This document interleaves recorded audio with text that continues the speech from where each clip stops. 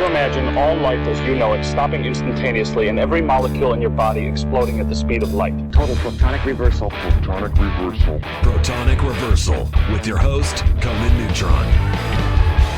Broadcasting from a secret underground lair in Milwaukee, Wisconsin.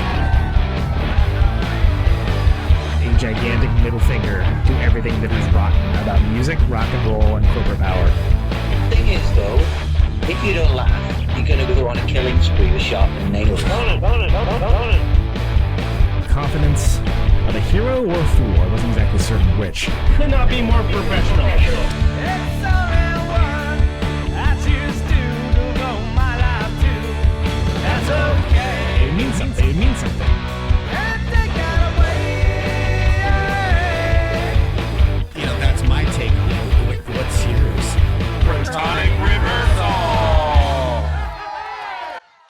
That's like a science thing, right? Indeed it is. It is a science thing. It is a science place. It's a scientific fact that we're all up in your face. It is time once again for the one, the only Protonic reversal. Welcome to it. Welcome to it. Welcome to it. Special episodes tonight. They're all special episodes in this age of quarantine, aren't they? Is an old friend of mine, old friend and compatriot, who I am very excited to announce has a wonderful new record under the name Stuffed Spider. Of course, I know him most from his excellent, as in excellent to the point that defining a city for me band Hoag, which he now no longer lives in, which I know a little something 2 or 3 about. Of course, I'm talking to Mr. Matt Parish. Welcome to the show, man. Hey, what's going on? I was trying to figure when's the last time actually was it 10? Has it been 10 years? I don't know. I don't even know technically which the last time would count as. It's certainly been 10 years. I'm sure that it's been 10 years. I think it was a Bay Area show, and the reason why I say that is because I know there was one unfortunate event that happened in my old neighborhood with you that I'm sure you're maybe not looking to relive, but it was the time after that. Okay, yeah. I feel like you guys played in Boston post to that period, probably. Maybe we did. I don't remember. It's kind of, I was trying to work this out, like, also with If I Had a Hi-Fi about like, hey, who played what, where, when, et cetera, and we ended up just coming to no conclusions at all. It's like, well, was it there? But anyway. Yeah. I think the last time we played in the Bay Area was probably 2007. It was 6 or 7. Hemlock, I think, if I remember correctly. I don't remember. Yeah. We played at Hemlock. We played at a house show, like in West Oakland somewhere. I don't know. Yeah, it was a long time ago. Anyway, that's a long 2 minutes of explanation to say that it's been a while since we've talked to each other or seen each other. But you've been very busy, and I'm glad to hear it. Stuffed Spider, man. This is cool. It's maybe not exactly what people who only know from your bands would necessarily expect. Can you tell us a little about how this record came to pass? It's a little more like almost like soundtracky kind of found sound-ish. Found sound. There's a lot of found sound stuff on there. Like I was doing, I have a gigantic stack of tapes that go back to like 1995 that like I was just a kid that liked to record stuff all the time. So I had tapes of like walking around town, tapes like we'd stuff a tape recorder in a backpack and walk around the mall and see what you could like back into or whatever, what kind of weird conversations would happen. There really is an enormous freight train going right outside the door here. Hopefully. I heard found sound and went in on the action. It's gone, actually. That was the end of it. But I think that perhaps lends a little bit of the Stuffed Spider ambiance to this. Exactly. The next Stuffed Spider album begins now. It's just this. Yeah. But yeah, I don't know. There was a lot of that kind of stuff. And beyond that, I had stopped doing music with Hoag and with any bands in particular a while ago, like eight years ago, basically. And we moved here to Nashville. And so I was like learning how to do all this kind of electronic stuff and synth stuff and figure out how to program things, figure out program drum beats and use synths and use MIDI and all that kind of stuff and put it together. And then it kind of melded into this vibe that is happening on this. Did it start off as hey, I want to find a way to be creative, knowing full well that I'm moving away from my entire support system scene and and everything else, and let's find a new way to do this? Or was it something you just had the idea to do something kind of different ahead of time and the form followed the function? It was both. It was all that kind of stuff. It was yeah. I mean, I was married and we had to my wife Christina, and we had a baby who's now 7 years old. And when we moved to Nashville, we were it was like a new situation. Like in Boston, like we were, young in our 20s and had music to go create a scene around and like meet people and create this support system, like you said. And here it was like a totally different setup. So yeah. Did you have any roots there, or was it kind of like starting from zero? I had no roots at all. I knew like 2 people when we moved here. So yeah, like doing stuff on a computer, doing stuff in at your home by yourself was kind of like, this is how I could get stuff done. And it was also just like a skill set that was a cool skill set to develop, I felt like, anyway. Well, because you've kind of created something that to a certain degree you can do it anywhere as long as you have ideas. Right? You can like bring the it was weird because I could do that, and then like actually bringing all the tape stuff in was like a way of contextualizing all of that and putting it in a place. It kind of giving it some personality. I feel like the music stuff has its own personality, but like just really injecting it with this found sound stuff that like was really it's basically indecipherable on the record, but like it all has like these weird personal meanings to me. All these different little snippets are like things that I can picture really vividly in my head when this happens. So it added this autobiographical layer to the whole thing. Well, yeah, I mean, was it something? I think anytime you get something like this, it's people are going to be like, oh, it's soundtracky. It sounds like a soundtrack to a film that doesn't exist yet, which of course is cool. But it seems like anytime there's a certain type of music, that's always what's said. Did you have the idea?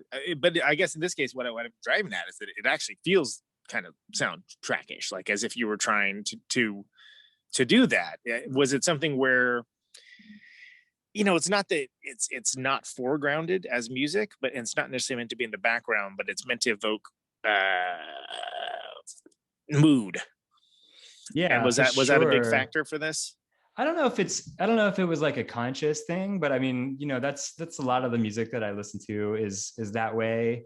Most of the music that I've been doing for the last several years there's no like grand design to it or anything. A lot of it's just kind of sitting down and like stealing an hour or two away here and there and like seeing where I go with it, And I think soundtrack music is just kind of a natural place to go. Yeah, like that's how people process things in the way that they process things, and there's nothing wrong with that. It doesn't diminish it or like make it immediately in the same category as any other thing that's a soundtrack. But I think it's a way to understand what you're going to be hearing, that it isn't the Beach Boys necessarily. Like I mean, I think that's, but I mean, I don't think it's like not an inaccurate way to describe it. Like there's like elements that feel like Foley work and that kind of thing, and old school soundtrack music. And that's, I mean, I'm happy to have it thought of that way. I think that's great. Well, I happened upon The Good, Bad, and the Ugly recently. The movie, The Good, Bad, and the Ugly, and of course, like the music like looms so large in that movie, like without the Morricone soundtrack, basically have dudes sort of like glaring at each other and like and glowering and it works and becomes something special and amazing because of the music, as the music takes like such a big part, such a big role. I mean, if you took the sound out of that movie, it would make no sense, really, right? Like, you're just like, why is this still why are we still looking at their eyes Yeah. Like this, these guys this- sure do like sneering. yeah, the showdown at the end, it's like Yeah. 6 or 7 minutes long, and it's just the guys looking at each other. Yeah. And it's amazing, but yeah, it wouldn't hit the same way without that music. Yeah. I felt like I tried to really develop like those kind of like, it's kind of like the climactic moments that are really subtle, and kind of go and just like take you through there, and like you have to kind of submit to them a little bit, and not really like go and there's not really rhythm or anything. Like you're kind of just living in that for a little while. I wanted to have like sort of an ecosystem. Oh, sure. And since we're kind of, and by we, I mean me, because I'm hung up on the movie aspect of it. Yeah. There are a couple samples. Like there's like two kind of obscure, like a Russian Wings. Is that what it's called? Yeah. There's just a Bitco film, and then World on a Wire is the other one. Yeah, that's right. Which was just like this old German, like made for TV kind of series. It's sort of like a proto Matrix plot, where like they realize that they're in this computer construct of a world, and nobody can really like determine like who's, it's a proto Matrix, almost like Blade Runner kind of a situation. Yeah, and it's in that weird kind of era of sci-fi where it's like, oh, I had no idea that there was all this like inventive stuff that just never, was too heady or weird, or didn't have like the marketing budget behind it.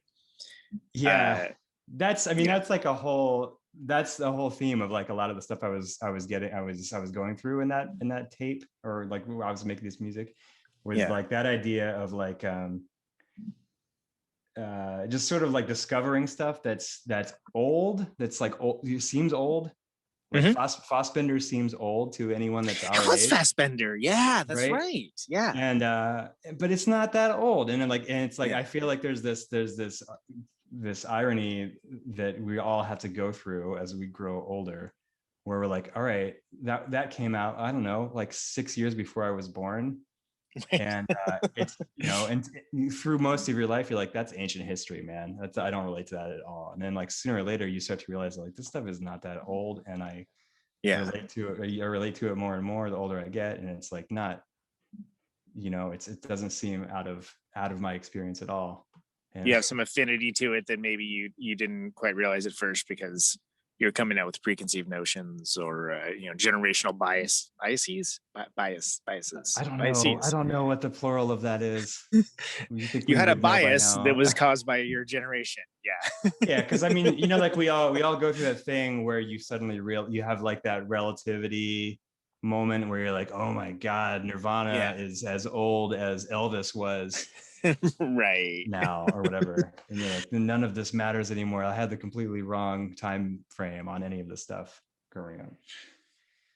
And that's heavy, and that's also someone's continuing to make music after the sort of preconceived end date that a lot of people attribute without merit or thought behind it towards what people think of when folks are in bands and making records and things along those lines. And there's always that aspect of like, okay, I guess I'm doing this, I'm an artist, and I'm going to make this art now, despite the fact that it's an uncaring, unfeeling world that is not desperately craving my particular brand of nuance. Yeah, it becomes a practice. It becomes kind of like a meditation, and it's like a personal practice. That film Wings hits on that in a weird way. Like I'm not trying to be like direct about it. Clearly I'm not trying to be direct about any of these samples. Right. Otherwise I would have used samples that were in English. That film is like this like Soviet hero fighter pilot who's back in the real world, like in the late 50s or early 60s, and like going about like being a schoolmaster, and like living this, being in the doldrums, and just like not knowing what to do with her life. And every now and then she'll like scoot through the war museum and see her photo up on the wall. And And that, you know, I wasn't a World War II fighter pilot hero or anything like that, but like that there's like, you know, there's some recognition where like, okay, I'm in a different life now, and like every now and then I can like go through the old museum, and I don't know, have you seen this movie like all the way to the, like it kind of like ends in a really weird, beautiful. Yeah, I saw this. I actually have seen that movie, but I saw it maybe 20 years ago. So it's like one of those things where it's like, yeah, I remember that was pretty good, and I remember like the broad strokes of what it was about. But I can't. But it is hilarious because I'm actually going through and seeing a lot of, you know, kind of pseudo expressionist Russian brutalist cinema recently. So it's like one of the things like, oh, yeah, I probably could have like rewatch that if I wanted to, you know, things like Stalker and Come and See and stuff like that, where it's just like there's this whole era of like that, those films I don't know, I just wasn't paying attention. And but it's interesting that it expresses a certain ennui, but you know, not necessarily like a nostalgic melancholy or anything, but kind of like acknowledgement of the past in a way that I feel like Russian culture is very good at doing, where it isn't like being overwhelmed or overtaken by it. Like, you know, the character still moves forward, but there's like this idea of, you know, that which has happened before, that which may or may not be lost depending on the current mood of the person. Yeah, there's the careful accounting for for all of that. Yeah. So that therefore it makes an interesting choice for the record, because well, first of all, just, you know, if you have a predominantly English speaking audience and they're just hearing like some cool stuff in Russian, you know, it just sounds cool too. There's also that, oh, that sounds cool, what are they saying? Yeah. I mean, I there, as I went through that, like I think like we all grew up with like really sample based, heavy sample music, not even like, you know, sample drum beats, but just like music that like a sample was like, you know, that's a trope of music from the late 80s and 90s. Like it's either like Living Colour or Public Enemy or like anybody, Beastie like Boys, it's how you accentuate, it's how you punctuate your point, right? And I didn't want to, like, I had a lot of other samples picked out, and like anytime I use them, it's like, this is way too on the nose. I don't want to go here, especially like when this came out, like, you know, where this is like 2020 and we're leading up to the election, and there's lots of stuff on your mind as you're doing creative work that year. And so anything that I would pick just felt a little too corny. So yeah, I definitely went, I was like, I'm going to go very obscure and just kind of let things seep into how this works. Well, then you're allowing the context to be what the context is, and that means that it can have maybe a different context and a different life later on when, you know, you aren't staring down that particular barrel of that particular gun. Yeah, I mean, you hear that all the time with like, you know, punk bands singing about Reagan in the 80s. You're like, yeah, right. You know, people now are like, why do I want to listen to this? Yeah, you know, I'll always listen to a Reagan song. That's fine with me. Yeah, but for sure, like that dates it. Yeah, California Uber Alles like still slams, but it's like, really, this is what you're complaining about. Okay. Different times. All right. Yeah, I don't know. Like I had a lot of stuff in mind that was maybe like more vague than like anything that was happening in 2020 in particular. But well, you got some of this stuff from all over. I mean, this is like not like it's, hey, what's outside my door? Oh, it's a garbage collector. Cool. You know, which there's nothing wrong with that. But like there's kind of a wild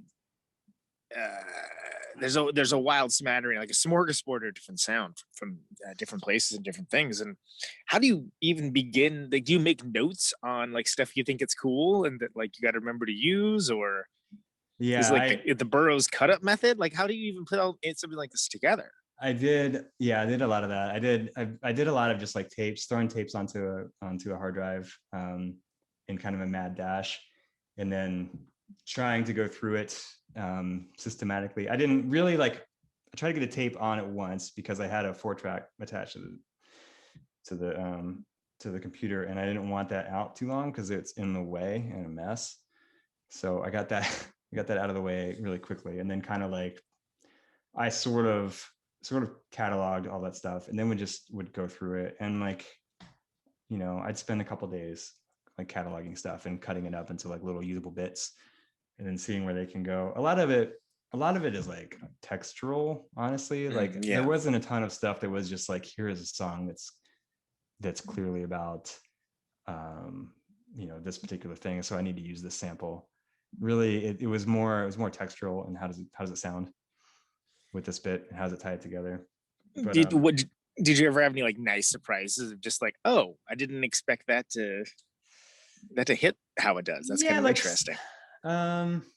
There's some places where it was like, a kid, like a kid might be screaming in the background at like an arcade or something.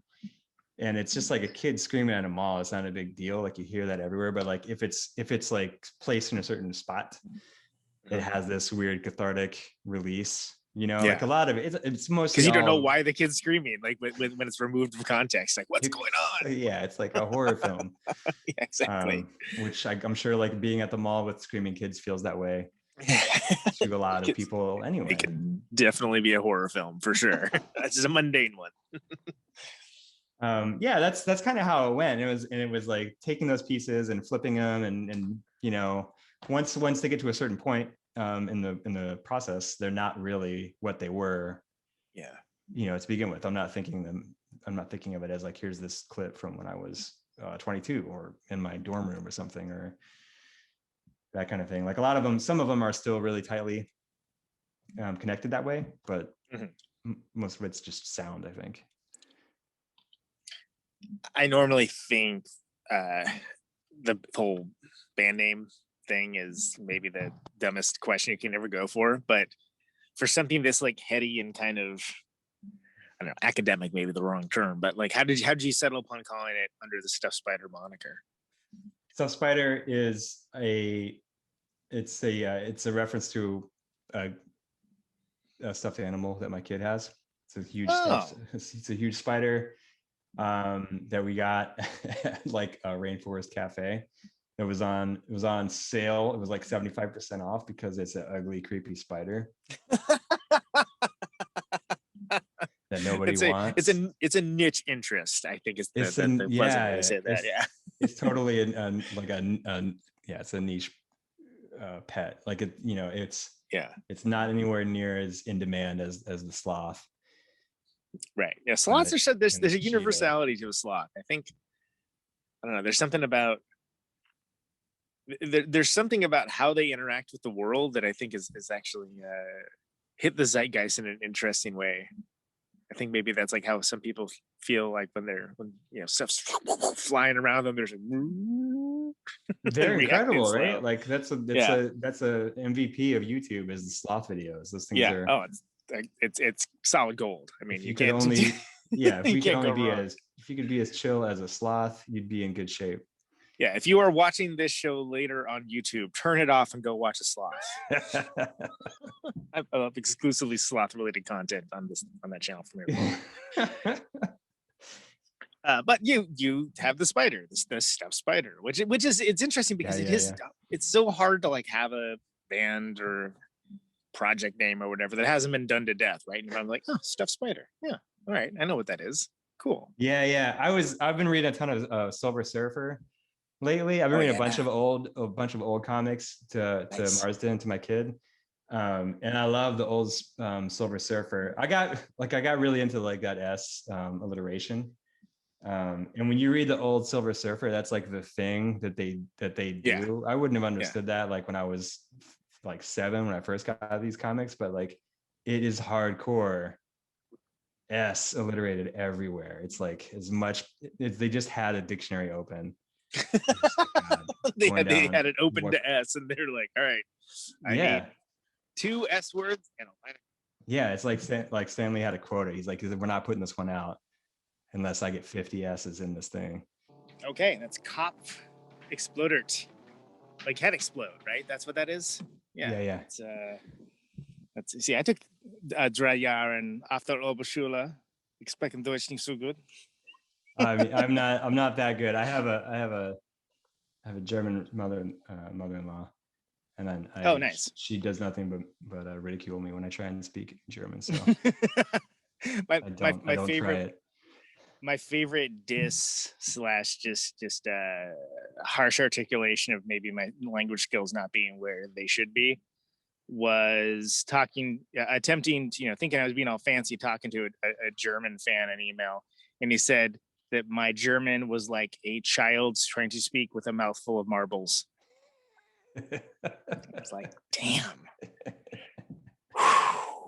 Yeah, it's not like with Germans, they don't even bother ridiculing your grammar. It's your diction and pronunciation. They'll just yeah.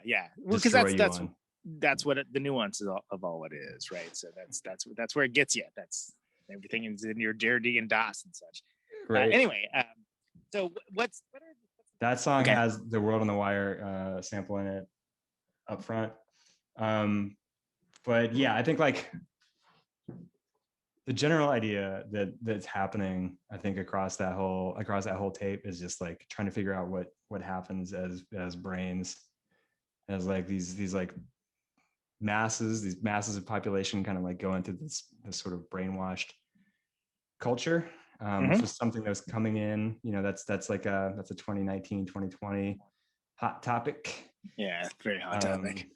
But also not really that hot of a topic when you look at the entire 19th, 20th century. Like I think that's kind of like what we've done to ourselves.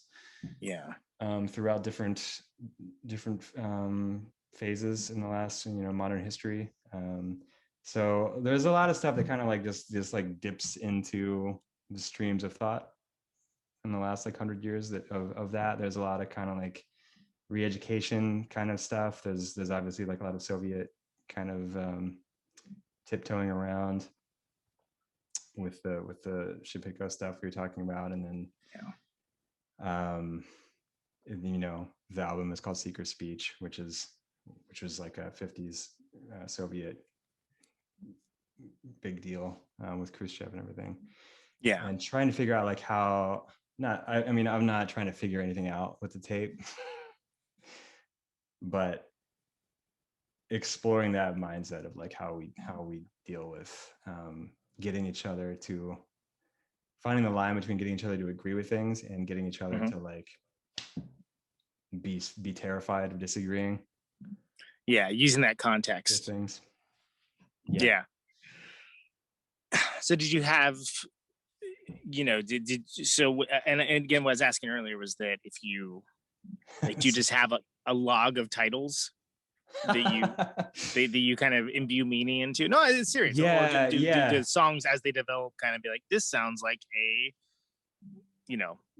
bromide. This sounds like Cartesian theater. Yeah. I think like what in practice happens is that I just have like I'll call something like big, like I don't know, like big 5 beat, because the song is in 5 and it has a big beat, and that's what it's called for 90% of its life. Yeah.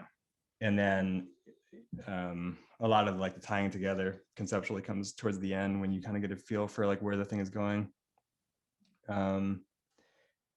I can't think of any. I don't think any of these particular songs had like, this is totally the one that's going to talk about like, North Vietnamese re-education camps or whatever.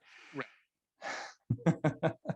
It's just kind of like, that's where it's going to go. And it makes sense. And like, I was doing a certain amount of reading about that particular subject, and like, I would hang on to it, and like my notebook gets to be like full by the end of the thing, and then like I'm going back and trying to figure out where my head was at throughout the whole thing, and how can we tie this together to make it an interesting full statement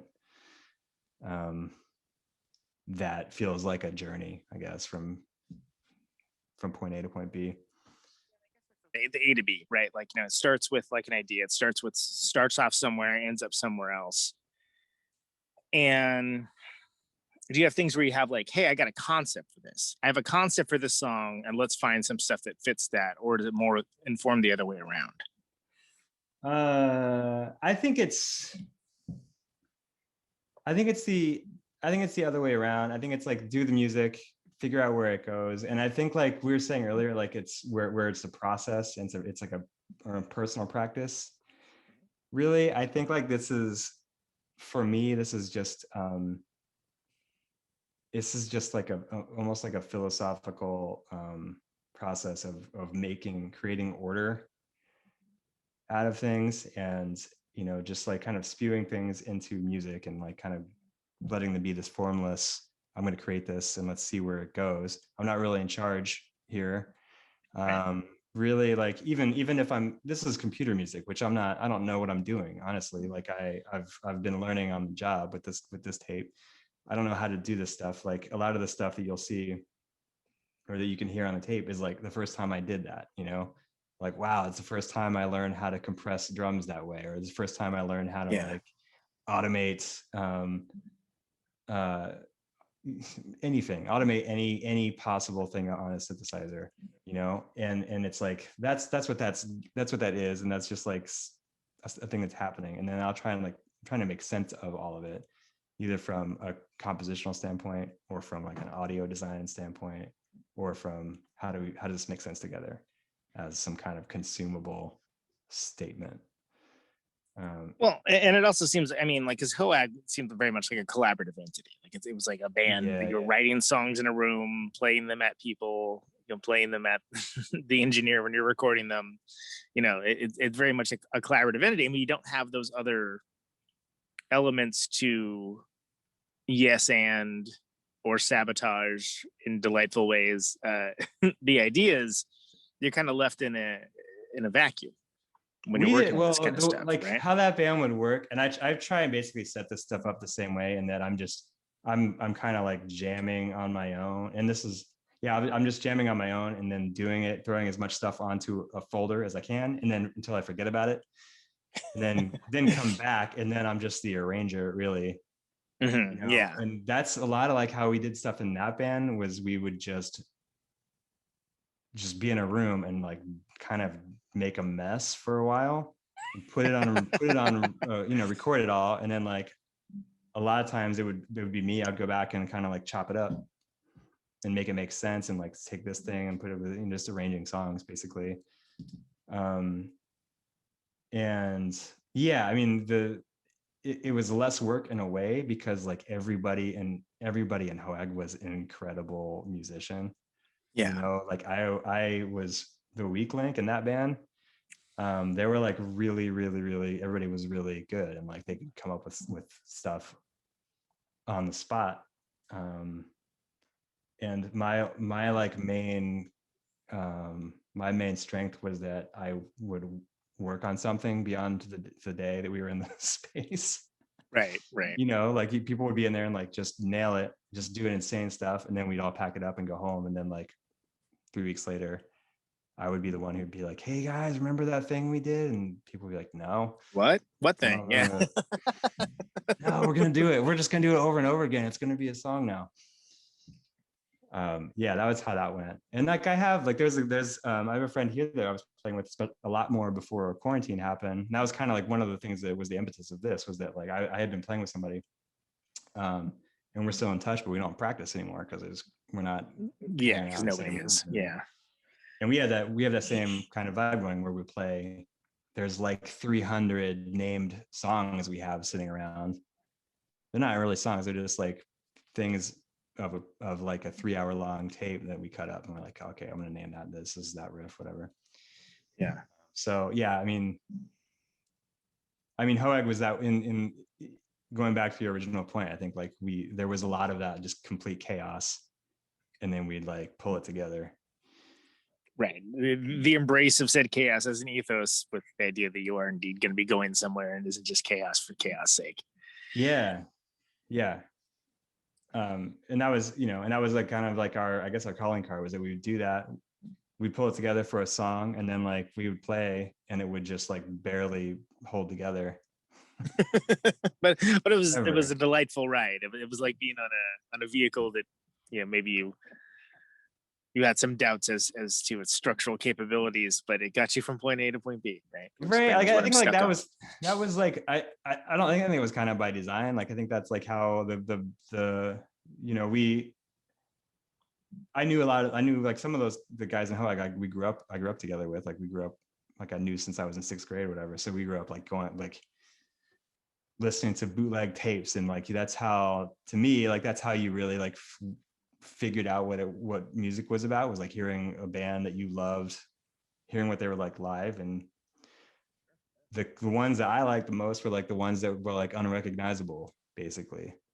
Like there'd be an album that you had memorized, and then like you finally get to hear it live in some weird show in some strange corner of the country, and you're like, this is one show on a tour, probably of like 40 shows, and like I can't recognize half these songs. They're mangling them. They're putting, Right. they're putting covers in the middle of it, or they're, they're purposely making it hard to understand what's going on. For better or worse, I guess that's like what.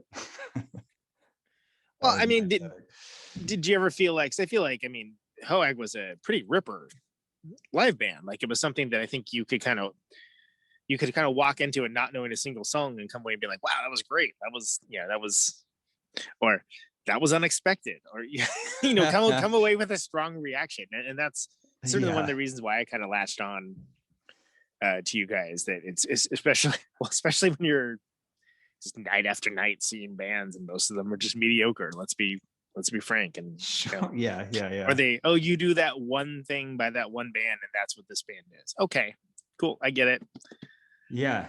How much longer left in the set? 29 minutes. Okay. I mean, I'm sure there's people that had that thought. Like, I'm sure there's people that head to the exits when we would start playing, because we were really loud. Really loud, grating, it was raucous, yeah, really abrasive, like too much feedback most of the time. I don't know, obnoxious. This is an obnoxious band, but yeah, I think like we were built to catch your attention, like kind of make you decide pretty early on, like you knew if you were in or is not. it time for you to get out? Should you get out of here now or not? You should go now. Well, but but you made the interesting records too, in the fact that it just kind of like you could tell where Hoag was coming from in some aspects, but then some aspects it was like, what was going on? For sure, we didn't know where we were coming from. I mean, I think like we didn't know. I mean, for one, like we all had a different idea of what we were supposed to be doing. Really? How do you feel? How do you feel that way? Not in a bad way, but like, like we had some of us who were like more like coming from metal and from weird. Like I think a lot of us like grew up thinking like, we wanted to be like, we had this like idea of being one of those like weird 90s Bay Area bands that were like 90s Zappa, basically. Yeah. There's a lot of that in the Bay Area. And then there was like dudes who were like, super jazzy guys. Like our bass players were all, like so our bass players would like go between like really, really compositionally minded and really, really jazzy and really, really theoretical. Super jazzy drummer. Our drummer was a jazz, like he went to school for that.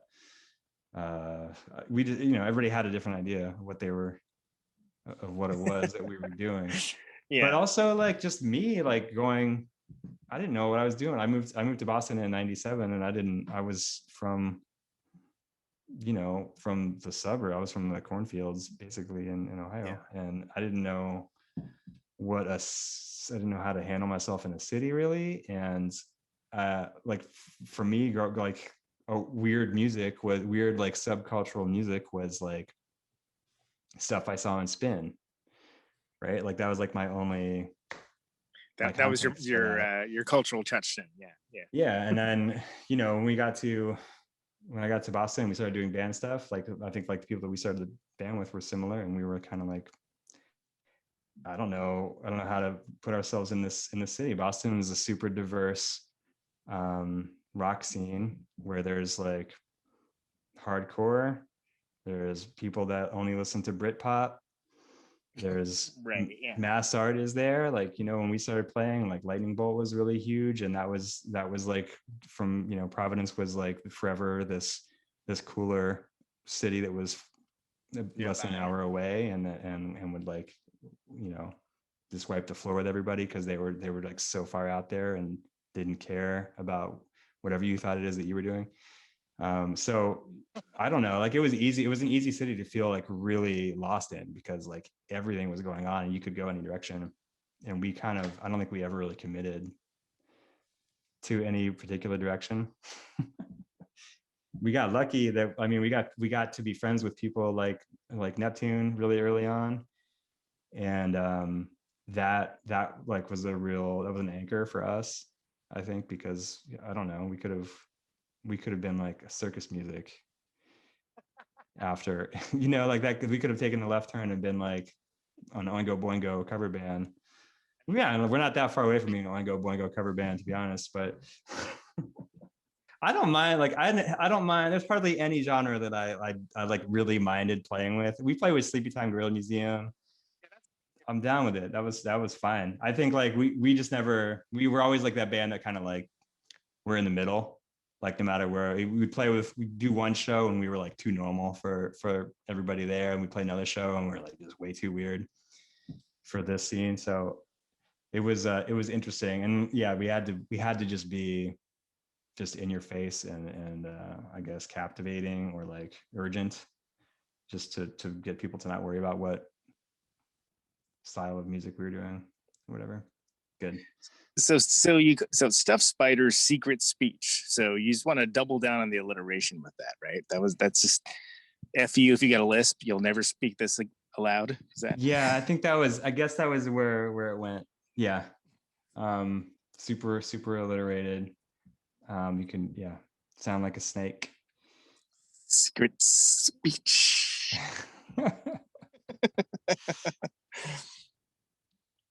Well, so you also did another EP before this. That was the one you did for the Voter Rights Project, right? That came out a couple years ago. That was. Yeah, and I was like everything that with this thing has been like looking. I think a lot of people are acting this way right now, where we're just kind of creating these deadlines for ourselves to try and be productive by. And that was like the first thing that I did, that I put up on Bandcamp at least, and invited people to download, check out, and hey, there's a thing. Yeah, and that was the vibe with that one, and all that music is in the same vein as this, pretty much.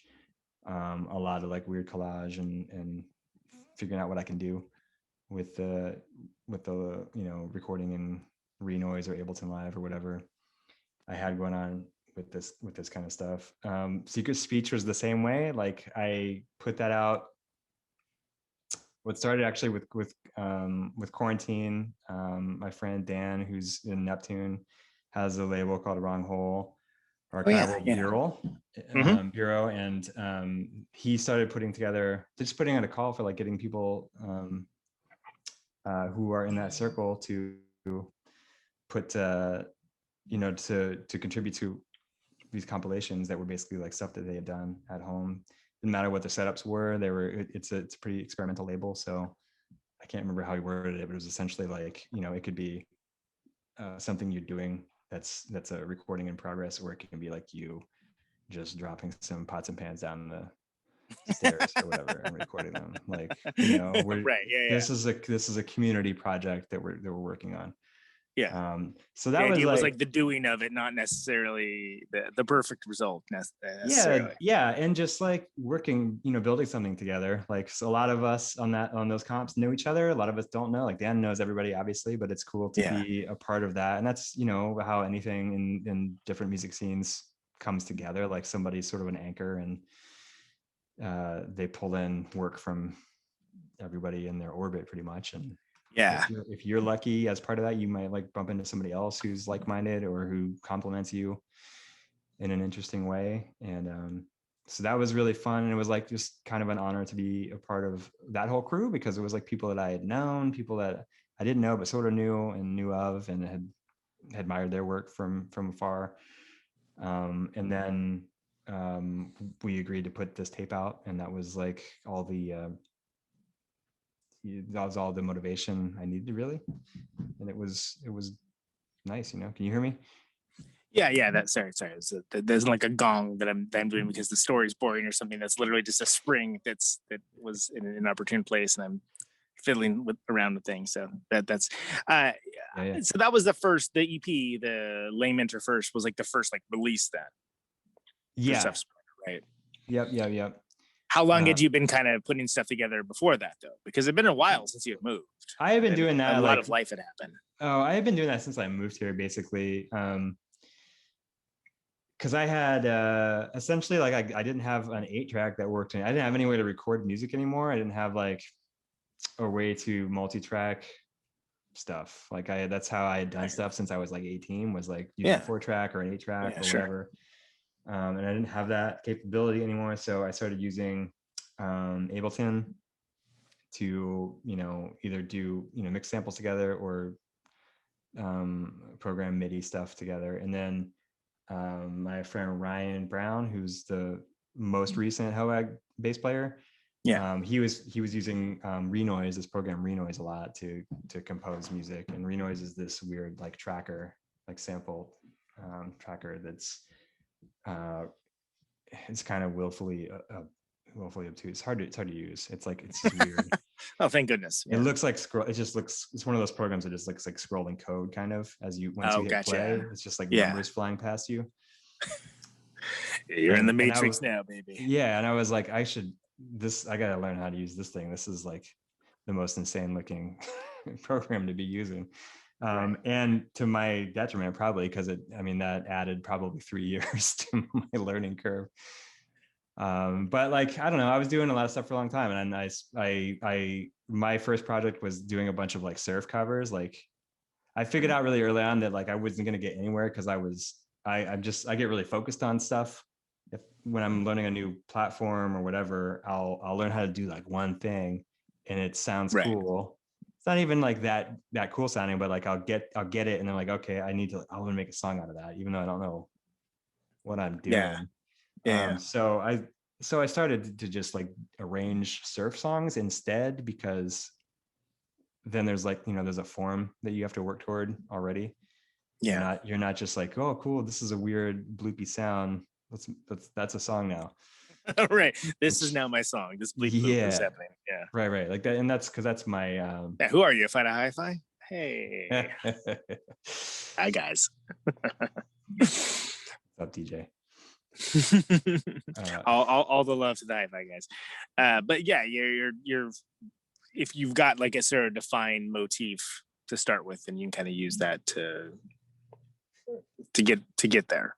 Yeah. Say like like how I need to do an arpeggio, and like it's not correct until I do like do it in the proper to the chord structure that's already there. It's not like I can't cheat and be like, well, it sounds cool anyway, I'm just gonna leave it like that, which is how a lot of the music that I end up doing is. It's like, that sounds cool, let's build something around that. I'm not sure how to change it anyway.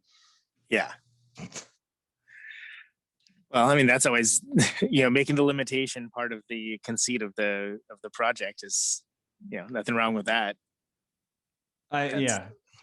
Exactly. Creativity is it's based on limitations, right? That's not really even how you say that. I don't know. So what I was attempting to ask earlier with my particular creativity limited by technical difficulties was just the move from Boston to Nashville. That's a big move, culturally a big move. It's a distance wise a big move too. I assume that was like was it cost of living? Like what was would you see a change of pace? Like what drove that originally? And then as far as like being a place to create, do you find that that's been good for you, or is it's moving to Nashville was largely a cost of living decision. When we moved here, we had a 6-month-old baby, right? And it seems kind of unrealistic to make that happen in Boston, especially like with the work that we were doing at that point. It was going to be rough.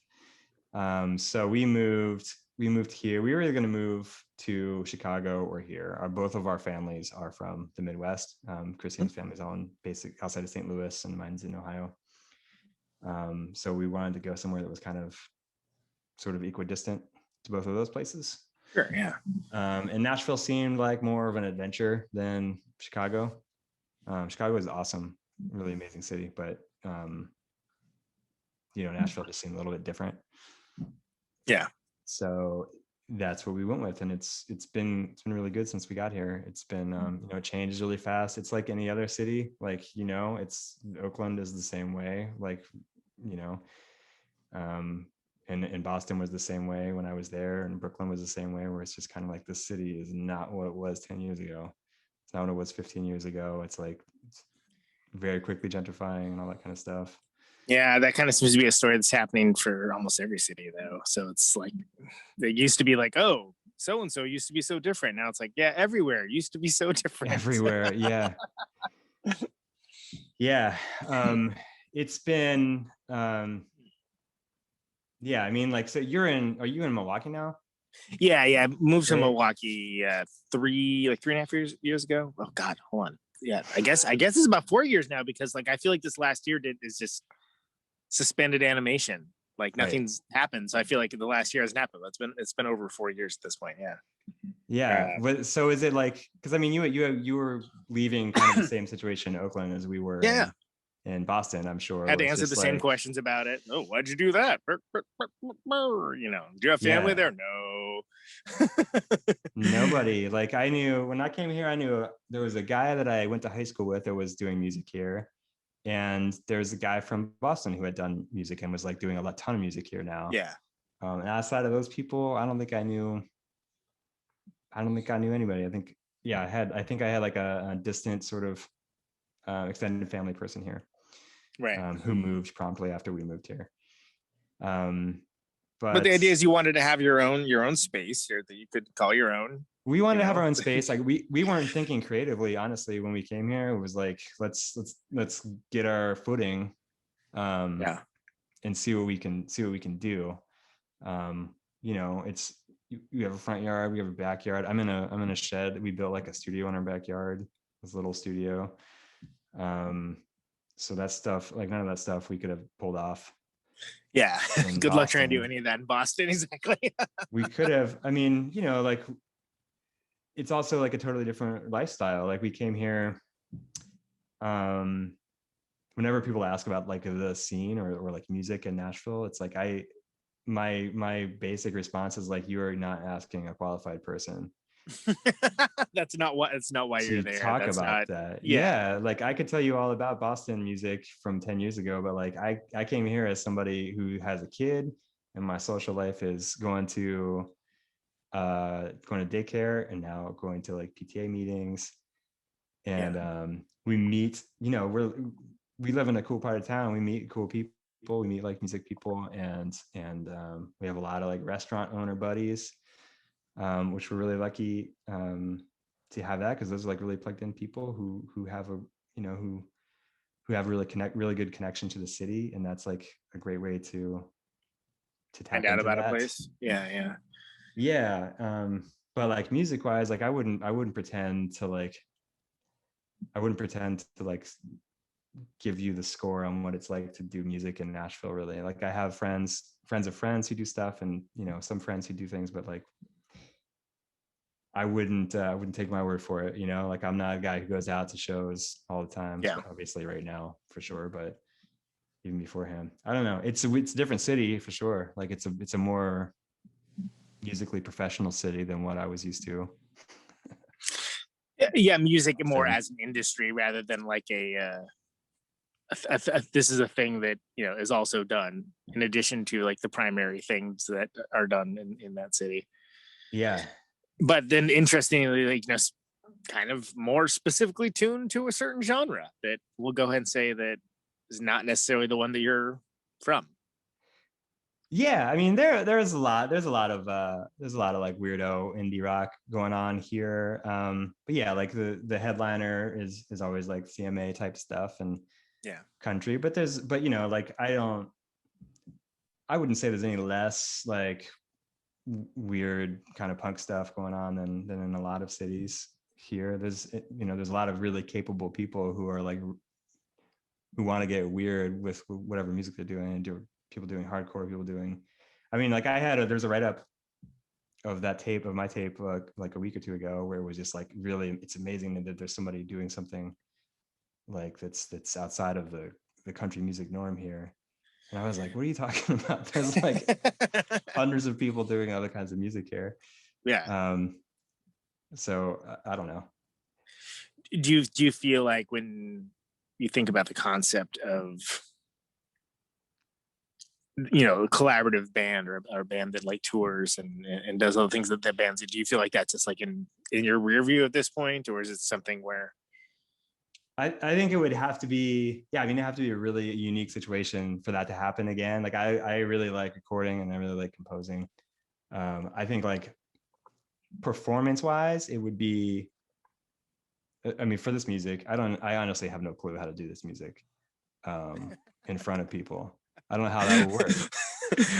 you would either need like one guy pushing a button on a laptop and like a really elaborate stage show, or you need to have like 40 people. I think one or the other. Yeah. I've thought about like, hey, I'm not. There's no way I'm getting on stage and playing a laptop. Like, there's no way. That's not happening. Because there's nothing more compelling, of course, than a guy pushing a button. No, there's no way I'm doing that. I would do like I would like happily lend this music to a performance or something, or like if somebody wanted to do like a gallery thing, like that would be fun. That'd be a cool vibe to like add to. Yeah, like a gallery installation that has your stuff playing in the background. That'd be cool. I can see that working really well, actually. Yeah.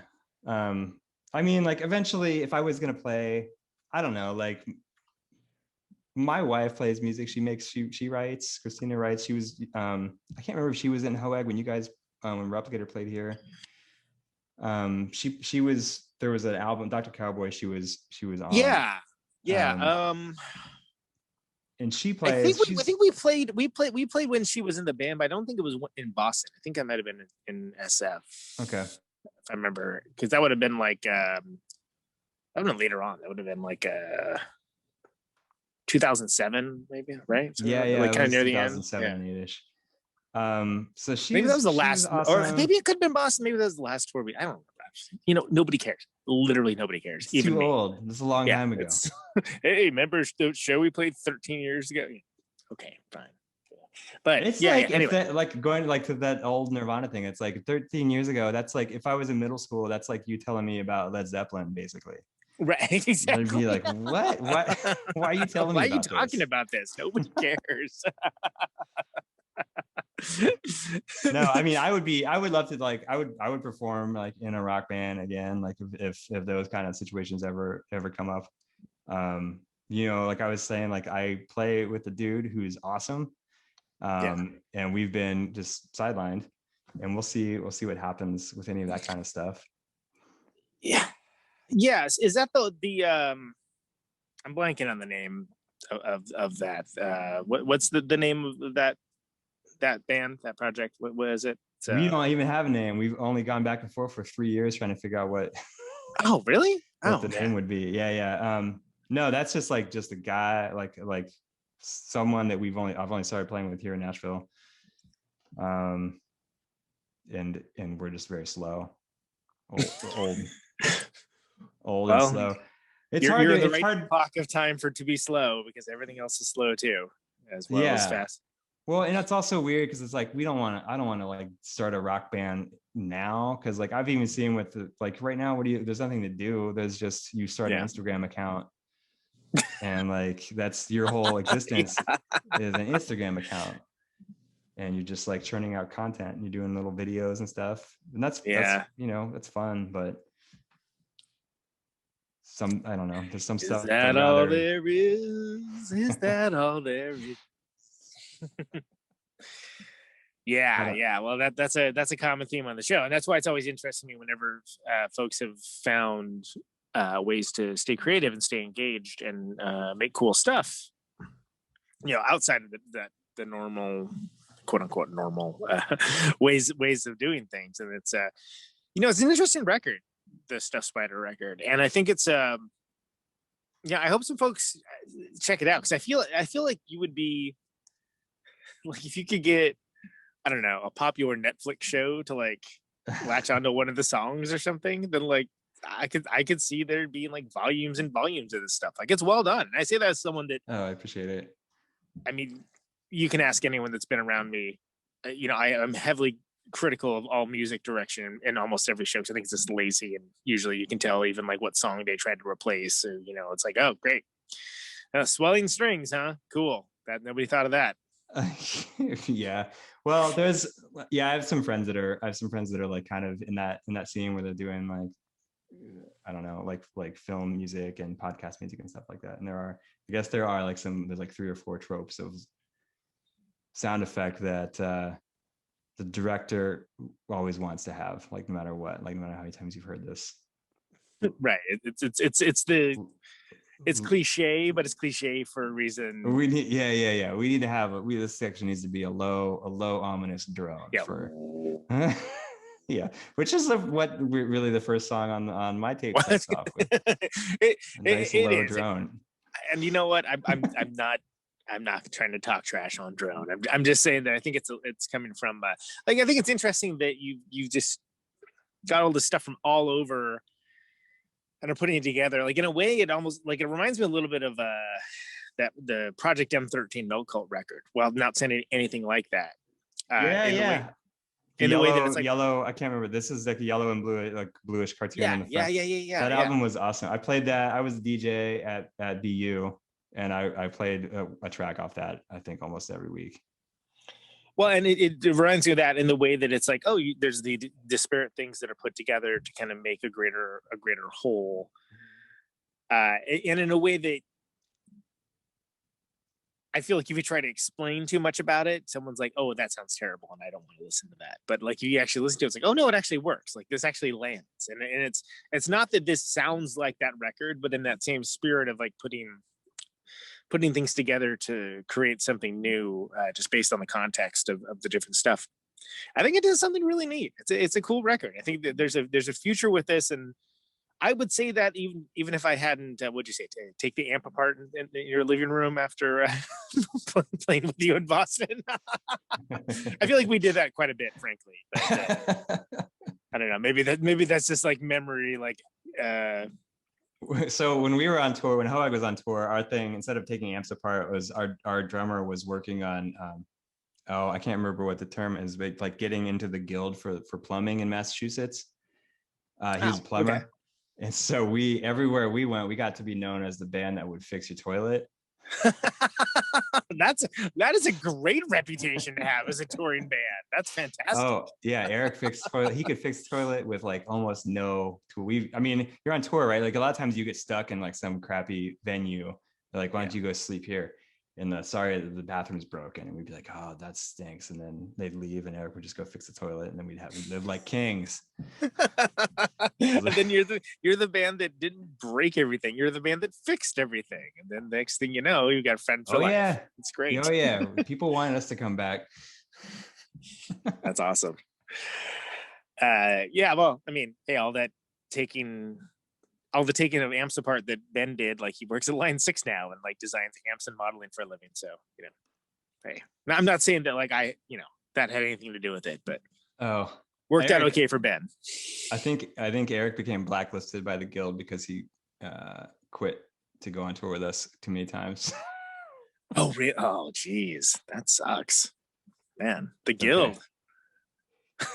Okay. Blacklisted by the guild. You don't want to rub the guild the wrong way. Don't mess with the guild, no. How do you feel like? Do you feel like Hoag kind of went down with saying everything that band needed to say or wanted to say? Yeah, I think so. I think the last record we put out was my favorite record, but like I listened to Dr. Cowboy, right? Yeah. No, we did another one after that. That was called World Destroying Zigzags. Which the one that came out. Yeah, totally. I know the one you're talking about. It was. It was funny because we did it, and we had like, in a way, we'd become too jaded with everything. By the time that record came out, we were kind of like, whatever. Let's, who cares about any of this? Like we went and did the record, and we did it at Machines with Magnets, who are our good friends in Providence, and they. It's just an amazing studio, and we got it to sound the way we wanted to sound. And it was like a really, sort of tight knit process where we weren't thinking about the next tour we were going on or anything like that. We just were like, right, record. And we got I felt like that was like the most democratic sort of democratically created record that we did. and it was, I think it's really great. I love listening to that record. That's one with the gaucho, right? That's the gaucho. Yeah. I always think that's one of my favorite words. And I was like, oh, I'm so glad that they used that for a song. That's awesome.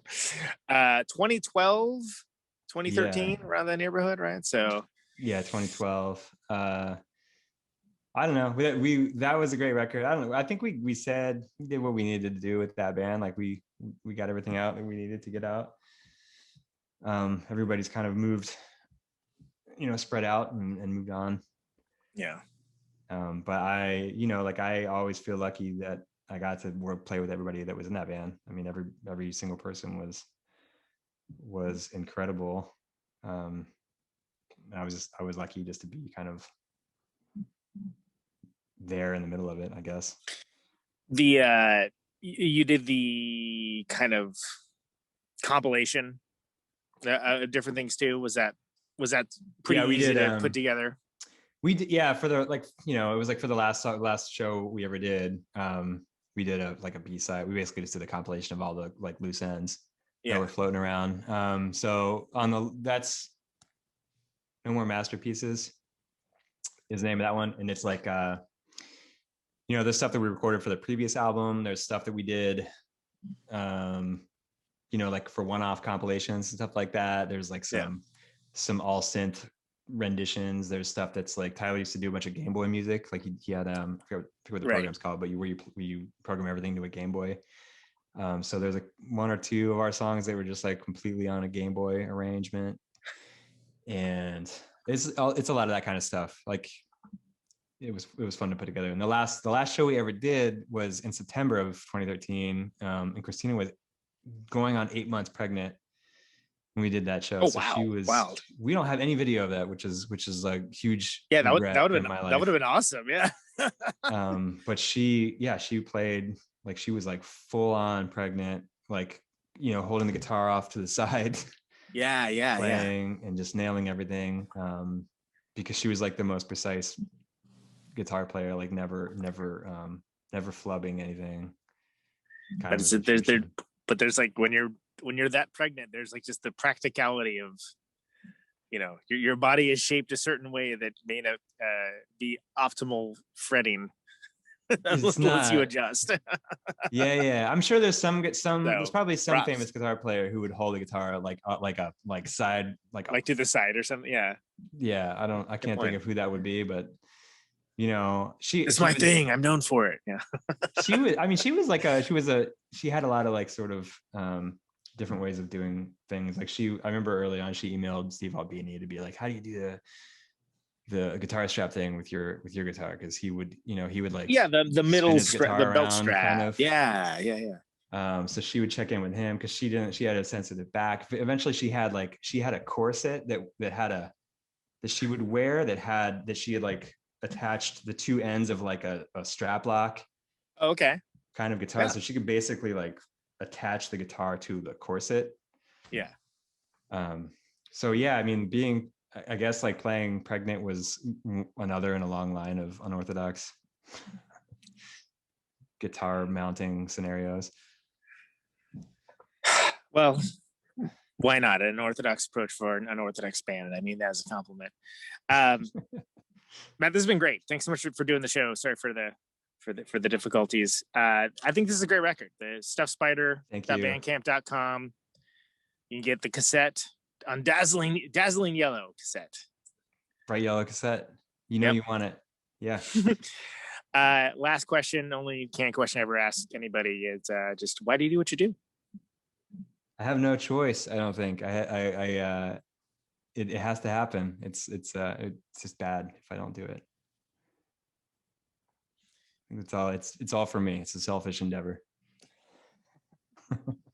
Well, your selfish endeavors has produced some fantastic art, and I thank you very much for it. And I hope everyone checks it out. And hey, let's not make it 8 to 10 years or whatever. Not at all. Yeah. Next. Yeah. Do a private Zoom next time. Yeah. Exactly. Matt Parish, thanks so much, man. Thank you. All right, brother. Bye. There he goes. Matt Parish. Stuff Spider.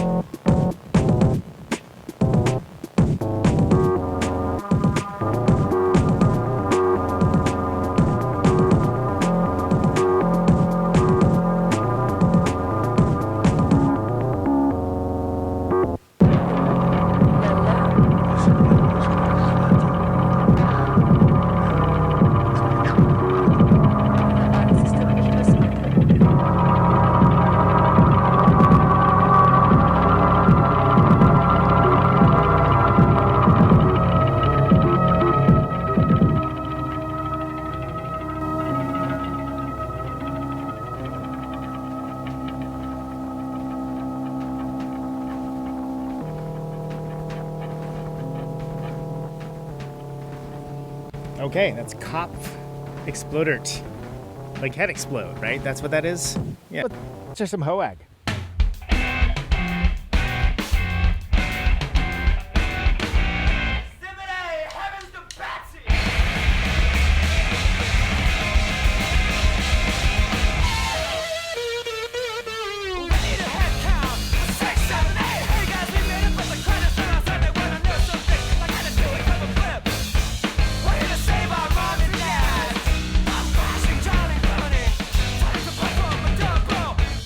If you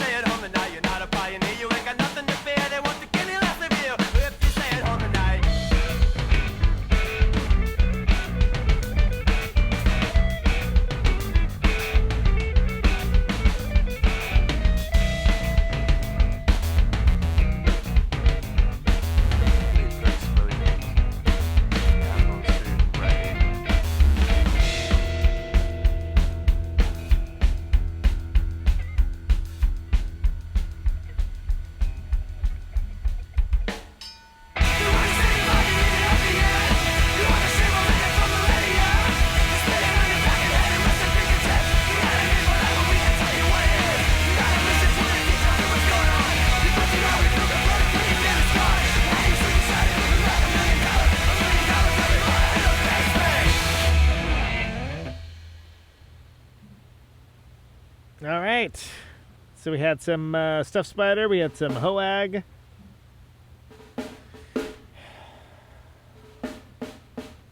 Indeed. That was off of the world. My God, man. Word from Pluto, their 2008 record. Hoag. Before that, we had some Stuff Spider. That is off of the Secret Speech record.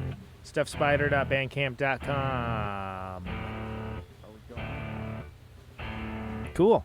Yeah, so that's available now. Stuffspider.bandcamp.com. Hey, Matt Parish, everyone. That was he's awesome. Hope you guys enjoyed that. Name of the show is Conan Neutron's Protonic Reversal. Thank you so much for listening to it.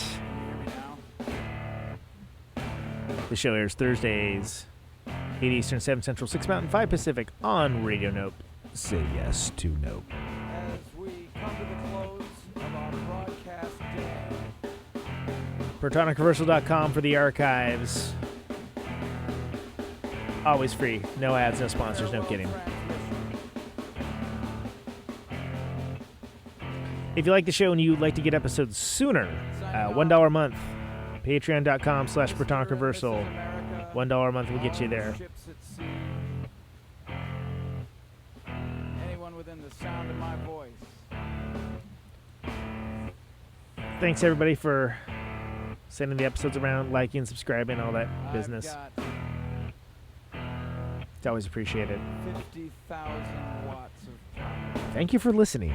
That's always nice as well.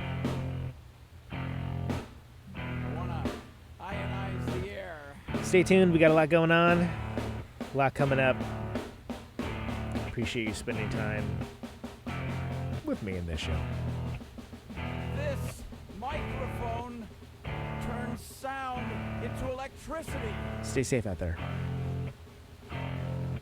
Can you hear me now? And take it easy. Out on Route 128, you're dark and lonely. I got my radio on. Can you hear me now? Can you hear me now?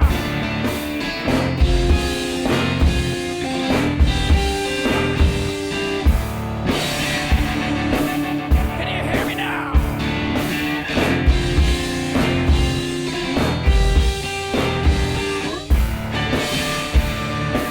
Can you hear me now? See the radio.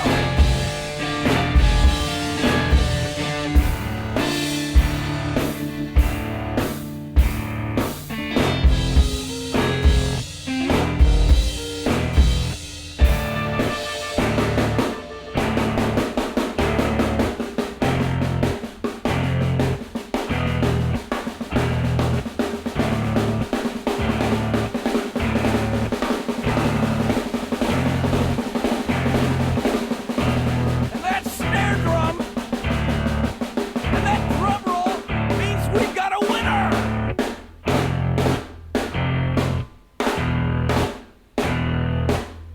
If you're the fifth caller, or any caller at all,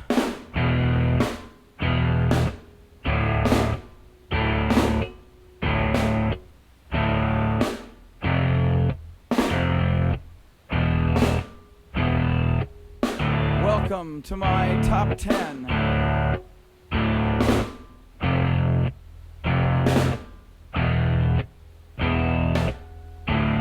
I'd like to thank our sponsor. But we haven't got a sponsor. Not if you were the last man on earth. She was prepared to prove it. This one goes out to a special girl.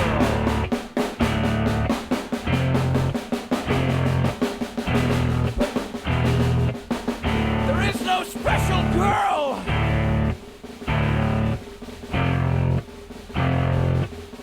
It's the end of radio. The last announcer plays the last record. The last what? Leaves the transmitter. search of a listener. Can you hear me now? Can you hear me now?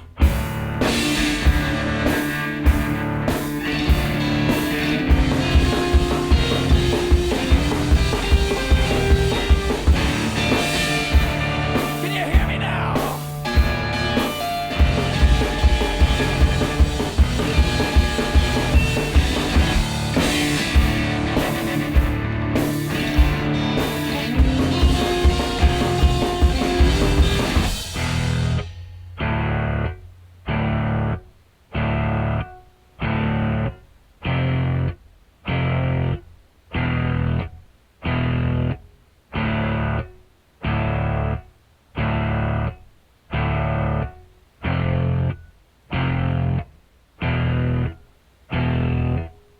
Is it really broadcasting if there's no one there to receive?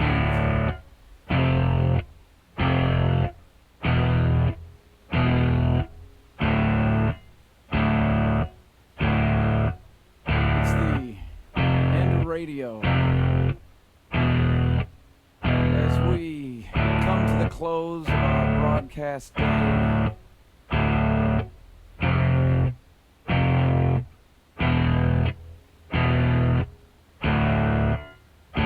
got my radio on.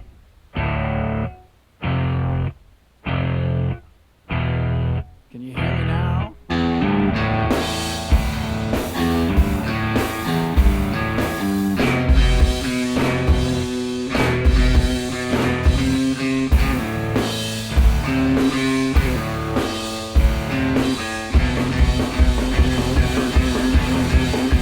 you hear me now?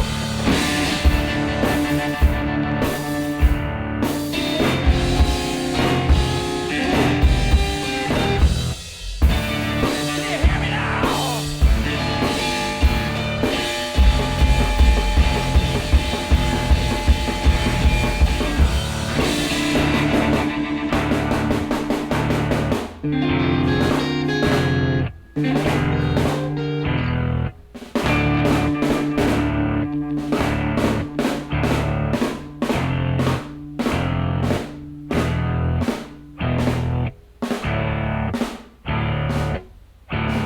This is a test! If this had been a real emergency, hey, hey! This is a real goddamn emergency!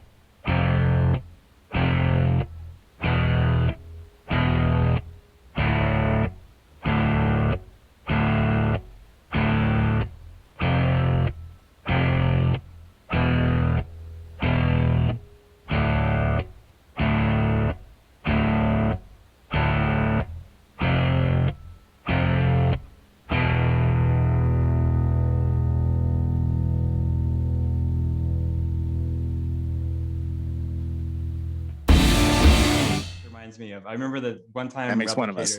Replicator- there's a time that Replicator played in Boston, and you guys stayed at my place, and I remember like something happened to your amp, and you guys spent probably like, I feel like it was 5 hours taking with the amp Trying to completely troubleshoot it. disassembled in my kitchen, fixing the whole thing, and I was like, man, you guys. If that was me, I would have just like given up and just was like, there's only one guitar in our band for the rest of this tour. Yeah, I don't know what to do. now. we're slam poets. I don't play guitar now. What's I'm a just guitar? gonna wander around the club. Right, exactly. In fact, I'll try and sell this head for $50 now. Thank you.